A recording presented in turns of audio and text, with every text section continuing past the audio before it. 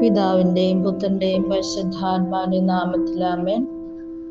പ്രിയ സഹോദരങ്ങളെ, ദിവ്യബലിയിൽ യേശു നമ്മളെ ഓർക്കുന്നുണ്ട്. പിതാവായ ദൈവത്തോട് പരിശുദ്ധാത്മാവിന്റെ ഐക്യത്തിൽ യേശു നമ്മെ സമർപ്പിക്കുന്നുണ്ട്. പാവപ്പെട്ട മക്കളെ സഹായിക്കുന്നതിൽ നാം മടി കാണിക്കരുത് എന്ന് അവിടുന്ന് ആഗ്രഹിക്കുന്നുണ്ട്. അവർ ദൈവത്തിന്റെ മക്കൾ തന്നെയാണ്. ദൈവം അവരെ സംരക്ഷിക്കും. അവർ ദൈവത്തിന്റെ കൈകളിൽ സുരക്ഷിതരാണ്.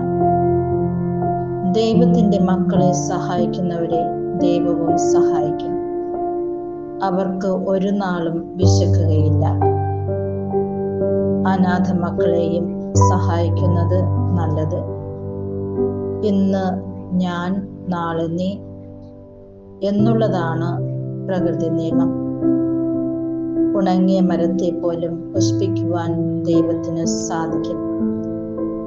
പാവങ്ങളെ സഹായിക്കുന്ന കൈകളെ ദൈവം എപ്പോഴും അനുഗ്രഹിക്കും. പാവങ്ങൾക്ക് നമ്മൾ നൽകുമ്പോൾ അത് ദൈവത്തിന് തന്നെയാണ് നൽകുന്നത്.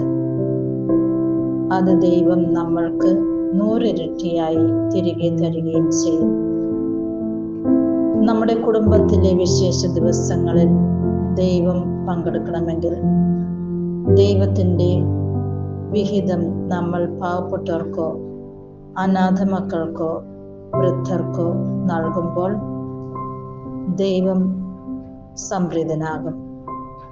അവിടുന്ന് നമ്മെ അനുഗ്രഹിക്കുകയും ചെയ്യും. അതുകൊണ്ട് ആതുര ശുശ്രൂഷകളിൽ മികവ് കാണിക്കാം. അതിനായി ദൈവം നമ്മളെ അനുഗ്രഹിക്കട്ടെ.